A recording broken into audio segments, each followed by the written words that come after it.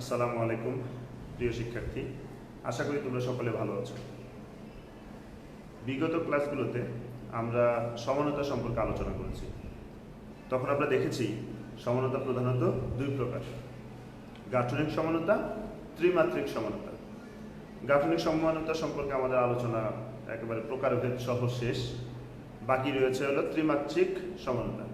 সেক্ষেত্রে দেখেছি ত্রিমাত্রিক সমানতা দুই প্রকার। এক হচ্ছে হলো জ্যামিতিক সমানতা, আর এক হচ্ছে হলো আলোক সমানতা। আমরা জ্যামিতিক সমানতাও পড়ে ফেলেছি, বাকি আছে আলোক সমানতা। আজকে আমরা আলোক সমানতা শিখব। তাহলে আজকে আমরা কি শিখছি? আলোক সমানতা। চলো আজকে ক্লাস শুরু করা যাক। তাহলে আজকে আমরা শিখতে যাচ্ছি হলো আলোক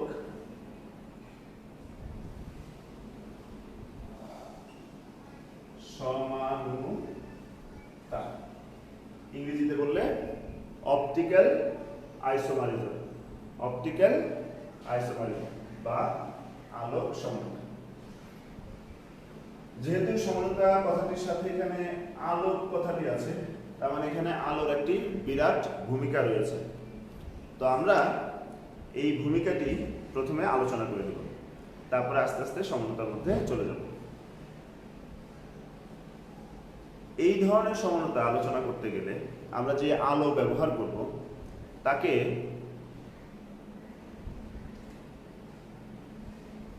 প্লেন পোলারাইজড লাইট হতে হবে। প্লেন পোলারাইজড লাইট বা এক সমতলীয় আলো। এক সমতলীয় আলো। তোমাদের একটা মনে প্রশ্ন থাকতে পারে, স্যার এক সমতলীয় আলো কি? একটু খেয়াল করো, যে কোনো উৎস থেকে আলো যখন আমাদের দৃষ্টিতে আসে বা কোনো জায়গায় যে পড়ে, তখন তার চলার পথটা কেমন থাকে? আলো তরঙ্গ আকারে চলে, খেয়াল করো, এইভাবে চলতে পারে। তাহলে যেই তরঙ্গটা দেখতে পাচ্ছ সেটি কি হচ্ছে? এরকম ভাবে দেখো, আমি যখন এইভাবে দেখাচ্ছি তখন এভাবে উপরে নিচে উপরে নিচে এভাবে যাচ্ছে, ঠিক না? এখন যদি আমি বলি যে আলোটা এইভাবে যাচ্ছে, তাহলে কি তরঙ্গ হবে না? হ্যাঁ হবে, এইভাবে গেলেও তরঙ্গ হবে। সেক্ষেত্রে কি উপর নিচে হচ্ছে না, এই পাশে হচ্ছে, এই পাশে বসে। সেক্ষেত্রে কিন্তু তোমার আলোটা, আর এখানে যদি আলোটা এইভাবে ওঠানামা করে, তাহলে এই ক্ষেত্রে আলোটা ওঠানামা করতেছে এইভাবে, ঠিক আছে? এইভাবে করছে। যদি আমি বলি না একটু অ্যাঙ্গেল করে এইভাবে হয়ে যাচ্ছে, তাহলে আলোটা এইভাবে হয়ে যাচ্ছে। তার মানে আলোটা কি করতে পারে? তরঙ্গ আকারে বিভিন্ন তলে ছড়িয়ে পড়তে পারে। এই বিভিন্ন তলে ছড়িয়ে পড়া আলো দিয়ে আমরা এই পরীক্ষা নিরীক্ষা করতে পারবো না। আমাকে একটি তলে আলো ছড়িয়ে পড়ে এমন আলো নিতে হবে। স্যার এটা কিভাবে করব? এটা করা সহজ। আমরা এখানে একটা ফিল্টার ব্যবহার করব, ছাঁকনি ব্যবহার করব। যে ছাঁকনি শুধুমাত্র একটা তলে আলো পড়ে এমন আলোকে তার মধ্যে দিয়ে যেতে দিবে, বাকিগুলোকে যেতে দিবে না, ঠিক আছে? তোমরা যারা সানগ্লাস ব্যবহার করো, তোমরা কিন্তু এই যে পোলারাইজড সানগ্লাস কেনো, হ্যাঁ, সেইগুলিতে কি হয়? সেগুলিতে আলোর সূর্যের প্রখর যে আলো থাকে, যখন রোদ থাকে প্রচুর, সব দিকে আলো ছড়িয়ে পড়তেছে, সব কোণে আলো আসতেছে, শুধু আলো আর আলো, সেগুলি চোখে ঢুকে পড়তেছে, চোখে কষ্ট হচ্ছে, তখন আমরা এই ধরনের সানগ্লাস ব্যবহার করি। তখন সবগুলো তলের আলো আমাদের ভিতরে প্রবেশ করে না। এজন্য আমাদের তীব্রতাটা একটু কি লাগে? আরামদায়ক লাগে, ঠিক আছে? যাই হোক, এবার দেখো, ধরো একটা উৎস, এই উৎস থেকে সাধারণ আলো আসতেছে। সাধারণ আলো কি করতেছে? বিভিন্ন দিকে ছড়িয়ে পড়তেছে, যেভাবে ছড়িয়ে পড়তেছে, এইভাবে ছড়িয়ে পড়তেছে, এইভাবে ছড়িয়ে পড়তেছে সাধারণ আলো। যখন আমি এটাকে একটা পোলারাইজিং ফিল্টারের মধ্যে দিব, তখন আমি ধরে নিচ্ছি যে এই যে এইসব জায়গায় ছড়িয়ে পড়েছিল এগুলি আর নাই, শুধুমাত্র উপরে নিচে ছড়িয়ে পড়েছিল সেই আলোটা আছে, এইভাবে তরঙ্গটা হচ্ছে, এইভাবে এইটা আসবে, ঠিক আছে? আচ্ছা, এই আলোটা এটার মধ্যে দিয়ে আসলো। আসার পর এইবার আসো সমানতার আলোচনায় আসি, ঠিক আছে? যে সকল যৌগ আলোক সমানতা প্রদর্শন করবে তাদেরকে আমরা বলবো আলোক সক্রিয় যৌগ। যে সকল যৌগ আলোক সমানতা প্রদর্শন করবে তাদেরকে আমরা বলবো আলোক সক্রিয় যৌগ, ঠিক আছে? তারা কিভাবে আলোক সক্রিয় হলো? তারা আলোক সক্রিয় হলো এইভাবে। ধরো আমি একটা আলোক সক্রিয় যৌগকে এই চেম্বারের মধ্যে নিলাম। এই পুরো সেটআপটাকে বলা হয় পোলারিমিটার। পুরো সেটআপটাকে কি বলা হয়? পোলারিমিটার। এখানে লিখে রাখতেছি পোলারিমিটার। ওকে, পুরো সেটআপটাকে বলা হয় পোলারিমিটার। এই পোলারিমিটারের এটা একটা টিউব, এটাকে আমরা চেম্বার হিসেবে ব্যবহার করব। ঠিক আছে, এই চেম্বারের মধ্যে আমরা যেই নমুনাটাকে পরীক্ষা করতে চাই, যে আলোক সক্রিয় যৌগটাকে পরীক্ষা করতে চাই, সেটাকে এখানে দিব। দেওয়ার পর এই আলোটা এদিক দিয়ে আসলো, এসে এইটার ভিতর দিয়ে বের হয়ে যাবে। বের হওয়ার সময় এইটার সাথে যখন তার দেখা হবে, তখন এই আলোক সক্রিয় যৌগটা এই আলোক তলকে, যেহেতু বলেছি এটা আলোক সক্রিয়, এই আলোক তলকে অবশ্যই অবশ্যই ঘুরিয়ে দিবে। যেভাবে ছিল সেইভাবে থাকতে দিবে না, হয় ডানে ঘুরিয়ে দিবে, না হয় বামে ঘুরিয়ে দিবে, একটু ঘুরিয়ে দিবে। ঠিক আছে, এই যে ঘুরিয়ে দেওয়ার প্রবণতা, সক্ষমতা, এটাই হচ্ছে হলো আলোক সক্রিয়তা। আর এই ঘুরিয়ে দেওয়ার ক্ষেত্রে ডানে ঘুরালো না বামে ঘুরালো, এইটার উপর নির্ভর করে আমরা আলোক সমানতাকে কি করতে পারবো? যাচাই বাছাই করতে পারবো। তো দেখো, আমরা ধরে নেই এখানে একটা আলোক সক্রিয় যৌগ আছে। যখনই এটা এখানে প্রবেশ করলো, এটা ছিল এইভাবে অভিমুখটা, দেখো এটা ঘুরে গেছে, এটা এখন এদিকে হয়ে গেছে। ঠিক আছে, আগের মতো নাই, ঘুরে গেছে। এই যে ঘুরে গেল, এই ঘুরে যাওয়ার কারণে আমরা বলবো এই নমুনাটা আলোক সক্রিয়। আর যেহেতু এটা আলোক সক্রিয়, এটা আলোক সমানতা প্রদর্শন করবে। কিভাবে করবে একটু পরে সেটা আমরা আলোচনা করব। দেখো এটা কতটুকু ঘুরে গেল সেটা আমরা হিসাব করতে পারি কিনা। এটা তো ছিল এরকম সোজা, না? তো সোজা আমরা আলোচনা করি, সোজা ছিল, এখন এইদিকে ঘুরে গেছে, ডান দিকে ঘুরে গেছে। কতটুকু ঘুরে গেছে? যে এটার সাপেক্ষে হিসাব করো, এই যে এতটুকু ঘুরে গেছে। এটাকে আমরা বলবো আবর্তন কোণ, এতটুকুকে বলবো আবর্তন কোণ। তাহলে এই আলোক সক্রিয় যৌগটি আলোক তলকে ডান দিকে ঘুরিয়ে দিল এবং একটি আবর্তন কোণ তৈরি করলো। স্যার, আলোক তলকে কি সবসময় ডান দিকে ঘুরাবে? না, আলোক তলকে হয় ডানে ঘুরাবে, না হলে বাম দিকে ঘুরাবে।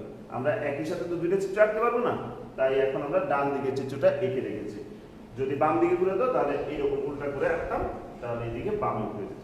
ঠিক আছে, এই এবার আসো আমরা আমাদের আলোচনাটাকে আরেকটু অন্যদিকে নিয়ে যাই।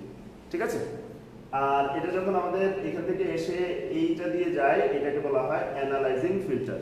এইটার থেকে আমরা চোখ দিয়ে দেখি।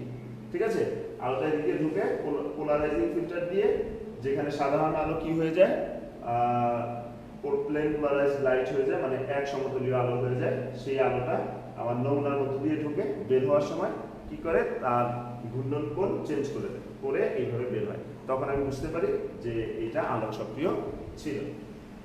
স্যার, সবসময় কি আলোক সক্রিয় হবে? এবার আমরা আমাদের আলোচনাটাকে একটু অন্যদিকে নিই। হ্যাঁ, ধরো এইখানে যে চিত্রটা দেখতে পাচ্ছি, এটা হচ্ছে এরকম। ওকে, এইখানে আমি এটা বাদ, এই চিত্র বাদ। হ্যাঁ, এটা বাদ। ধরো এখানে আমি যে উপাদান রেখেছি সেটা আলোক সক্রিয় কিনা আমি জানি না, যে কোনো নমুনা রেখেছি, এখানে চোখ দিয়ে আমি দেখবো অ্যানালাইজারের মধ্যে দিয়ে। ঠিক আছে, ধরো এই অ্যানালাইজারে আমি দেখলাম এরকম ছিল, এরকম দেখলাম। তোমরা নিজেরা বলো, যেমন ছিল তেমনই আছে, কোনো পরিবর্তন হয়েছে? না। যদি এখানে এটা নমুনার নাম হয় x এর জন্য এরকম আমি দেখি, তাহলে আমি বলবো x আলোক সক্রিয় নয়। বুঝতে পেরেছো? একটা নমুনাকে আমি এই চেম্বারে নিলাম, নিয়ে আমি যখন চোখ দিয়ে দেখবো যে যেমন ছিল আলোক তলটা তেমনই আছে, তাহলে আমি বলবো এই নমুনাটা আলোক সক্রিয় নয়। ওকে, আচ্ছা, এবার ধরো আমি নিলাম y এর জন্য আমি পেলাম, মনে করো এরকম, এই দিকে। তাহলে আলোক তলকে ঘুরিয়েছে নাকি ঘুরায়নি? অবশ্যই ঘুরিয়েছে। কোন দিকে ঘুরিয়েছে? ডান দিকে ঘুরিয়েছে, ডান দিকে। ঠিক আছে, তাহলে y এর কথা বলবো আলোক সক্রিয়, আলোক সক্রিয়। আর কি, এটা ডান দিকে ঘুরায়, ডান আবর্তি। যদি আমরা এটাকে আরেকটা নামে রাখি তাহলে রাখবো হলো ডেক্সট্রো রোটেটরি। ঠিক আছে, সংক্ষেপে বলা হয় ডি সমান। ঠিক আছে, ডেক্সট্রো থেকে ডি, ডি সমান। এবং এটা যেদিকে ঘোরায় এটার যে আবর্তন কোণটা হয় আলফা, এই আলফার মান সবসময় হয় পজিটিভ। ঠিক আছে, ডান দিকে ঘোরালে পজিটিভ। কি বলবো, ডি সমানু আর হচ্ছে কি, আর হচ্ছে হলো আলোক সক্রিয়তা প্রদর্শন করবে ডান দিকে ঘুরাবে। এবার ধরো আমরা জেড নিয়ে কাজ করতেছি, জেড দিলাম এবং তার জন্য দেখলাম আলোক তলটাকে বাম দিকে ঘুরায়। মানে তিনটা উদাহরণ নিয়ে আমরা কাজ করতেছি, বাম দিকে ঘুরায়। তখন আমরা কি বলবো, এটার ক্ষেত্রে আমরা বলবো আলোক সক্রিয়। ডানে বা বামে যেদিকে ঘুরালেই আলোক সক্রিয়, কিন্তু ঘুরিয়েছে কোন দিকে, বাম দিকে, তাই হবে হলো বাম আবর্তি। এটাকে আবর্তি কথাটা কেটে দিয়ে বাম আবর্তি, ডান আবর্তি এভাবে লিখতে পারো। ঠিক আছে, বাম যোগ আবর্তি, বাম আবর্তি। যাই হোক, এবার ডেক্সট্রো রোটেটরি হয়ে যাবে লিভো রোটেটরি।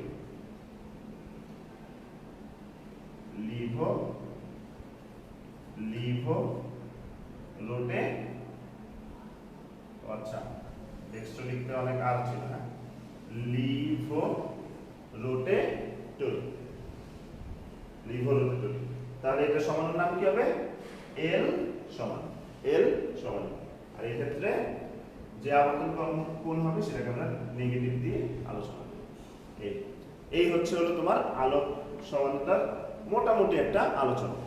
এখন আমরা এটার আরেকটু বিস্তারিত আলোচনায় যাব। সেটা হচ্ছে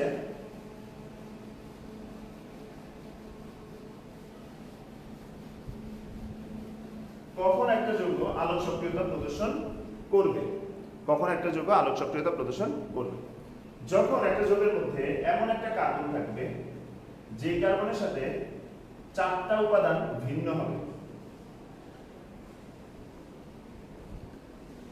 W not equal to X, not equal to Y, not equal to Z, চারটা উপাদান ভিন্ন হবে, তখন এই কার্বনটাকে আমরা বলবো অপ্রতিসম কার্বন, অপ্রতিসম কার্বন। এটাকে কাইরাল কার্বন বলে, কাইরাল কার্বন বা কাইরাল কেন্দ্র। ওকে, এটাকে স্টার চিহ্ন দিয়ে প্রকাশ করা যেতে পারে। এই ধরনের কাইরাল কার্বন যদি থাকে তাহলে একটা যৌগ আলোক সক্রিয় হতে পারে। স্যার হতে পারে নাকি হবেই, হতে পারে, দুই একটা আরো কিছু শর্ত আছে। কাইরাল কার্বন থাকলে হওয়ার সম্ভাবনা অনেক বেশি, একটু একটু ক্ষেত্রে ঝামেলাও হতে পারে, সেটা আজকের আলোচনা শেষে যেয়ে তোমরা বুঝতে পারবে। তাহলে একটা উদাহরণ দেখি। উদাহরণ হচ্ছে হলো সবচেয়ে সহজ উদাহরণ যেটা আমরা সবসময় দিই, সেটা হচ্ছে একটা ল্যাকটিক অ্যাসিড, COOH CH3H। ওকে, অবশ্যই এটা একটা কাইরাল কার্বন। যদি আমরা ওই যে পোলারিমিটারে দেখি তাহলে দেখব এটা, আমি যেহেতু আগে পড়েছি তাই আমি জানি। ঠিক আছে, আর যদি তুমি পরীক্ষা করে দেখো তাহলেও তো জানতে পারবে। তার মানে এটা এক্সপেরিমেন্টাল কথা।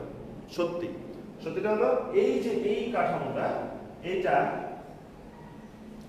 ডি ল্যাকটিক অ্যাসিড নামে পরিচিত, ল্যাকটিক অ্যাসিড। এখন কথা বলছো ডি কেন? ডি হচ্ছে এটা আলোতলকে ডান দিকে ঘোরায়, এটা আলোতলকে ডান দিকে ঘোরায়। স্যার বুঝবো কিভাবে? বুঝার ক্ষেত্রে আসলেই তোমাকে এক্সপেরিমেন্ট করেই বুঝতে হবে। কিন্তু কেউ যদি মনে রাখো যে এখানে OH ডানে আছে এজন্য আলোতলকে ডানে ঘুরায়, এটা জাস্ট একটা মনে রাখার উপায়। এটা কিন্তু এমন না যে OH ডানে থাকলেই আলোতলকে ডান দিকে ঘুরাবে। কথাটা ক্লিয়ার? তো এটা পুরোটাই এক্সপেরিমেন্টাল ব্যাপার, এক্সপেরিমেন্ট করেই তোমাকে এটা সিদ্ধান্তটা নিতে হবে। আচ্ছা, আর না হলে তোমার পুঁথিগত বিদ্যার উপর সিদ্ধান্ত নিতে হবে, যে বইয়ে যা আছে সেই তথ্য থেকে তুমি বিশ্বাস করতে হবে। আচ্ছা, ডি ল্যাকটিক অ্যাসিড, ঠিক আছে, এটা আলোতলকে ডান দিকে যেহেতু ঘোরায় তাহলে এটার আবর্তন কোণটা হবে প্লাস, মানটা আমি মুখস্থ জানি 2.24 ডিগ্রি। ঠিক আছে, এত কোণে আলোতলকে ডান দিকে ঘোরায়। এখন সমানতার ব্যাপারটা আসে। যেহেতু এটা আলোকতলকে ডান দিকে ঘুরায়, এইটার যদি এমন একটা কাঠামো আমি কল্পনা করতে পারি, ঠিক আছে, যেটা দেখতে একেবারেই তার দর্পণ প্রতিবিম্বের মতো, মিরর ইমেজ, ঠিক আছে, কিরকম, এরকম। মিররে আমরা কি দেখি, ডান দিক বাম দিক হয়ে যায় নাকি? তাহলে এই যে ডান আর বাম দেখতেছো, মাঝখানে যদি আয়না দিয়ে দেখো, তাহলে এইটার মিরর ইমেজ হচ্ছিল এইটা, এইটার মিরর ইমেজ হচ্ছিল এইটা, ঠিক না? এটা ঠিক আছে, কিন্তু এই দুইটা কি একই হাত না ভিন্ন হাত? অবশ্যই ভিন্ন হাত। তার মানে দুইটা দেখতে একই রকম, কিন্তু দুইটা একই হাত না, দুইটা কি ভিন্ন হাত। যদি এখানে মাঝখানে মিরর থাকতো, একটা হাতকেই তুমি মিররে দেখতা, তাহলে একটা হাত সত্যি, আরেকটা হচ্ছে হলো কি আয়নার প্রতিবিম্ব, যেটা সত্যি না। কিন্তু এখন কি তুমি একটা হাত দেখছো না দুইটা হাত দেখছো? দুইটা হাত দেখছো, দুইটা হাতই সত্যি, কিন্তু দেখতে আয়নায় দেখা প্রতিবিম্বের মতো। এই দুইটা অনুরই কি আছে, অস্তিত্ব আছে। এটা ল্যাকটিক অ্যাসিড, এটা হচ্ছে হলো এল ল্যাকটিক অ্যাসিড।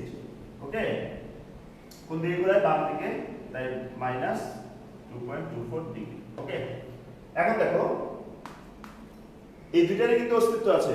যে জায়গাটায় আমাদের বাচ্চাদেরকে আমরা বুঝানোর পর একটা ভুল ধারণা তারা নিয়ে বসে থাকে, আমরা যখন বুঝাই যে এটা দর্পণ প্রতিবিম্ব, তখন তারা মনে করে এইটা সত্যি, এইটা মনে হয় আয়নায় দেখা যায়, বা এইটা সত্যি, এইটা মনে হয় আয়নায় দেখা যায়। তা না, দুইটাই সত্যি।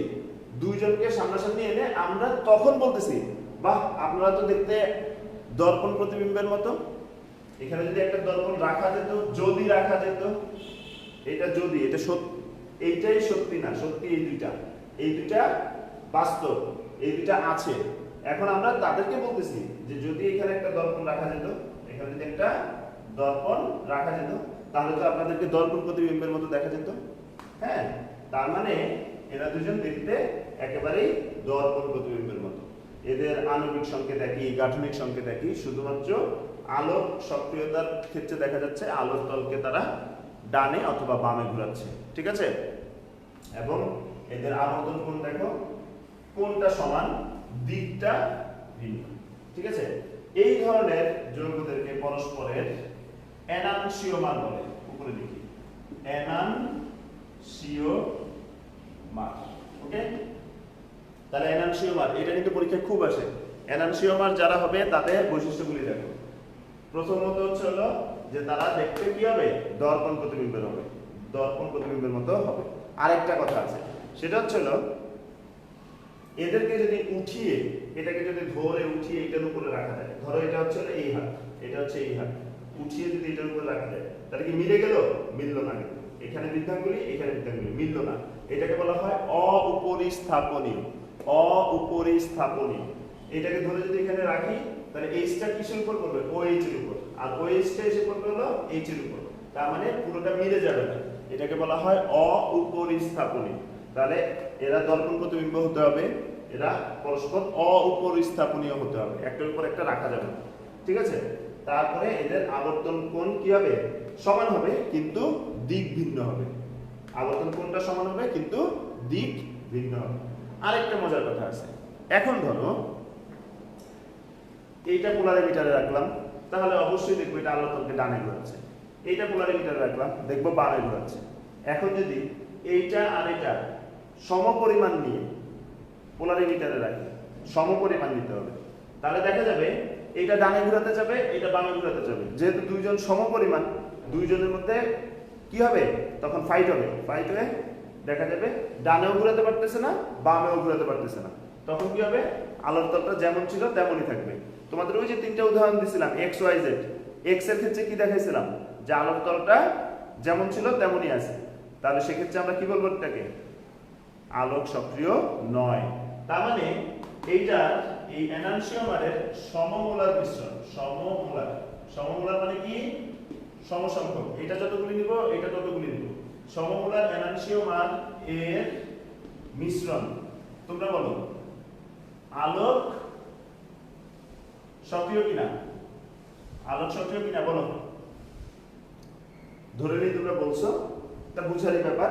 দুইটা যদি সমান পরিমাণে নাও, এটা ডানে ঘোরাতে যাবে, এটা বামে ঘোরাতে যাবে, আসলে কোনো দিকে ঘোরাতে পারবে না। তাহলে সমমোলার এনানসিওমার এর মিশ্রণ আলোক সক্রিয় নয়। ঠিক আছে, এটা মাথায় রাখতে হবে। তাহলে এনানসিওমারের চারটা বৈশিষ্ট্য বলে দিলাম। একটা হচ্ছে দর্পণ প্রতিবিম্ব হবে, অপরিস্থাপনীয় হবে, আলোক তলকে একই কোণে ঘোরাবে কিন্তু বিপরীত দিকে ঘোরাবে। তারপরে এদের সমমোলার মিশ্রণ আলোক সক্রিয় হবে না।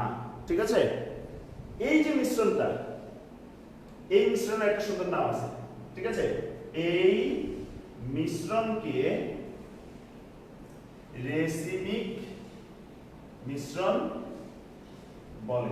এটাও খুব গুরুত্বপূর্ণ একটা সংজ্ঞা। এনানসিওমার, রেসিমিক মিশ্রণ দুইটাই খুব গুরুত্বপূর্ণ। তাহলে কি সমমোলার এনানসিওমারের মিশ্রণকে মিশ্রণ আলোক সক্রিয় নয়, এই মিশ্রণকে রেসিমিক মিশ্রণ বলে। ঠিক আছে, এই হলো রেসিমিক মিশ্রণের সংজ্ঞা। তো উদাহরণ কি দিবা? বলবা যে সমমোলার ডি ল্যাকটিক অ্যাসিড এবং এল ল্যাকটিক অ্যাসিডের মিশ্রণ একটি রেসিমিক মিশ্রণ। এই ক্ষেত্রে এই মিশ্রণটি আলোক তলকে ডানে বা বামে কোনো দিকেই ঘোরাতে পারে না। আমার মনে হয় তোমরা বুঝতে পেরেছো। এবার আমরা আর ছোট্ট দুটো বিষয় করবো, তারপরে আমাদের পড়া শেষ হয়ে যাবে। সেটা হচ্ছে মেসোযৌগ। মেসোযৌগ এটা কি একটু দেখাই। দেখো, ধরো আমি এরকম লিখলাম, লিখে এখানে দিলাম এইচ, আচ্ছা এখানে কি দিব? এইচ দিব না, CH3 দিই। CH3, এখানে এইচ দিলাম, এখানে এইচ দিলাম, এখানে CH3 দিলাম, এখানে Cl দিলাম, এখানে Cl দিলাম। ওকে, এরকম একটা যৌগ লিখলাম। তো এটার নাম কি হতে পারে? 2,3 ডাইক্লোরোবিউটেন। 2,3 ডাইক্লোরোবিউটেন এটা নিলাম। নিয়ে আমি যদি এরকম একটা করি যে এটা কি কাইরাল কার্বন, দেখো এটার এদিকে আছে CH3, এখানে H, এখানে Cl, এদিকে একটা বল কিছু, তাহলে এটা কাইরাল কার্বন। এটার চারদিকে দেখো, এদিকে একরকম, এদিকে একরকম, এদিকে একরকম, এদিকে আরেক রকম, তাহলে এটাও কাইরাল কার্বন। তাহলে এই যৌগে কাইরাল কার্বন আছে কয়টি? দুইটি। ঠিক আছে, এই যৌগে কাইরাল কার্বন আছে দুইটি। তো এই যে দুইটি কাইরাল কার্বন বিশিষ্ট একটা যৌগ নিলাম। নেওয়ার পর আমরা যদি দেখি যে এই দুইটা কাইরাল কার্বনের মাঝখানে যদি আমরা একটা দর্পণ কল্পনা করি, তাহলে দেখো এই অর্ধেক আর এই অর্ধেক পরস্পরের কি দর্পণ প্রতিবিম্বের মতো লাগতেছে না? এইটা যেখানে আছে এটা সেখানে আছে, এটা যেখানে আছে এটা সেখানে আছে, এইটা যেদিকে আছে এটা তার উল্টা দিকে আছে। তার মানে দেখতে পুরোটা দর্পণ প্রতিবিম্ব। তার মানে একটা যৌগ যেখানে দুইটা কাইরাল কার্বন আছে এবং দুইটা কাইরাল কার্বন পরস্পর এই একটা অর্ধাংশ আরেকটা অর্ধাংশের কি দর্পণ প্রতিবিম্বের মতো। ঠিক আছে, আবার এটাকে যদি তুমি এটার উপরে যে মিলাতে চেষ্টা করো, মিলবে না কিন্তু, এটা পরস্পর অপরিস্থাপনীয়। তার মানে একই যৌগের মধ্যে দুইটা অর্ধাংশ আছে যারা পরস্পর দর্পণ প্রতিবিম্ব এবং অপরিস্থাপনীয়। এখন দেখো, তাহলে আলাদা আলাদা ভাবে এই অর্ধাংশ আলোক সক্রিয়, এই অর্ধাংশ আলোক সক্রিয়। এটা আলোক তলকে যেদিকে ঘুরায় এটা তার বিপরীত দিকে ঘুরায়, এটা যে কোণে ঘুরায় এটা তার, আমি কি বলতেছিলাম, এটা আলোক তলকে যেদিকে ঘুরায় এটা তার বিপরীত দিকে ঘুরায়, এটা যে কোণে ঘুরায় এটাও সেই কোণেই ঘুরায়, কারণ তাদের কম্বিনেশন কিন্তু একই। এটা যেদিকে ঘুরায়, ধরো এটা ডানে ঘুরায়, তাহলে এটা কি বামে ঘুরায়, ধরো এটা বামে ঘুরায়, এটা তাহলে কি করে ডানে ঘুরায়, একই কোণে ঘুরায়। মোটের উপরে দুজন দুজনের ঘুরানোর এই ক্ষমতাকে নাকচ করে দেয়, নষ্ট করে দেয়, এই জন্য প্রশমিত করে দেয়। এই জন্য এরা কিন্তু আলোক তলকে কোনো দিকে ঘুরাতে পারে না। তাই এটা কিন্তু আলোক সক্রিয় নয়, আলোক সক্রিয় নয়। আরেকবার বলি না, একটা যৌগ দেখলাম যে যৌগের মধ্যে দেখা যাচ্ছে একাধিক কাইরাল কার্বন আছে। সেই কাইরাল কার্বনগুলোকে যদি আমরা দুইটা অংশে ভাগ করে নিই এবং দেখি যে দুইটা অংশ দেখতে হুবহু একই রকম এবং দর্পণ প্রতিবিম্বের মতো, আবার অপরিস্থাপনীয়, তাহলে কি হবে? একটা অর্ধাংশ আরেকটা অর্ধাংশের ঘূর্ণন ক্ষমতাকে প্রশমিত করে দেবে, তাই এরা আলোক সক্রিয় হবে না। এদের কি বলা হবে? মেসোযৌগ। এদের কি বলা হবে? মেসোযৌগ। ঠিক আছে, এদের কি বলবে? মেসোযৌগ। ক্লিয়ার? তাহলে প্রথমে যে একটু আগে বলছিলাম যে কাইরাল কার্বন থাকলেই আলোক সক্রিয় হয় এমন কথা ঠিক নয়। এই ক্ষেত্রে কাইরাল কার্বন আছে কিন্তু এটা আলোক সক্রিয় নয়। কেন আলোক সক্রিয় হলো না? কারণ এদের একটা প্রতিসম তল ছিল। এরকম প্রতিসম তল যদি থাকে তাহলে আর আলোক সক্রিয় হবে না। ঠিক আছে, আজকের শেষ পড়া সেটা হলো ডায়াস্টেরিওমার। ডায়াস্টেরিওমার, ওকে। এই ক্ষেত্রে দেখো, এই ক্ষেত্রে আমরা উদাহরণটা অনেকটা মেসোযোগের কায়দাতে নিব, কিন্তু ভিন্নতা থাকবে। ধরো এখানে নিলাম CH3, এখানে নিলাম হলো Cl, এখানে নিলাম H, এখানে নিলাম H, এখানে নিলাম হলো CH3, এখানে নিলাম ধরো OH।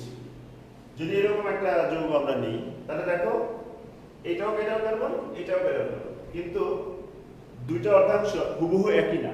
এটা একরকম জিনিস, এটা আরেক রকম জিনিস। ঠিক আছে, আচ্ছা, তাহলে এটা মোটের উপরে কিন্তু যেদিকেই ঘুরাক এর একটা ঘূর্ণন কোণ থাকবে।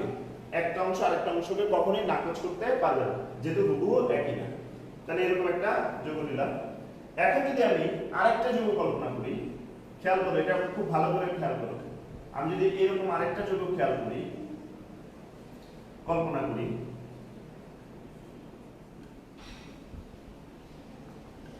তাহলে দেখো এই দুটো যৌগ হুবহু দেখতে তাদের দর্পণ প্রতিবিম্বের মতো। দেখতে কার মতো?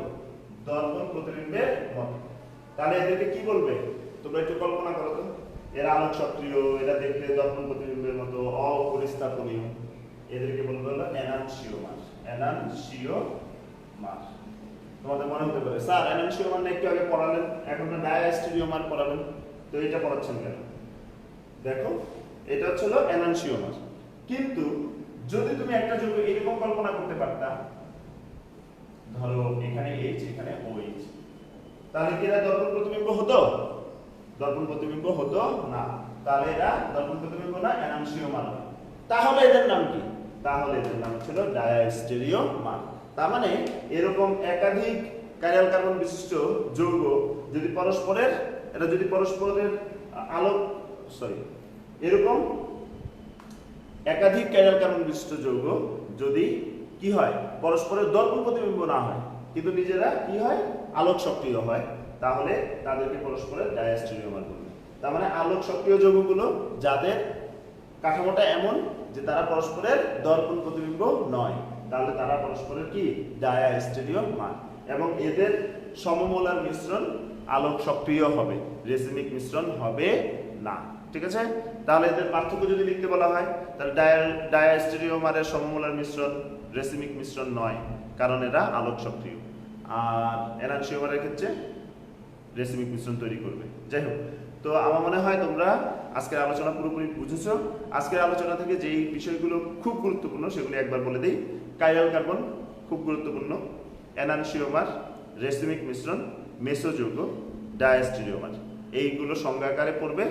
আর পার্থক্য আকারে পড়বে হলো এনানসিওমার আর হচ্ছে মেসোযৌগ, এনানসিওমার ও মেসোযৌগের পার্থক্য, ডায়াস্টেরিওমার ও রেসিমিক মিশ্রণের পার্থক্য।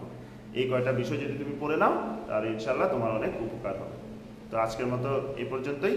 ভালো থাকো, সুস্থ থাকো, আসসালামু আলাইকুম।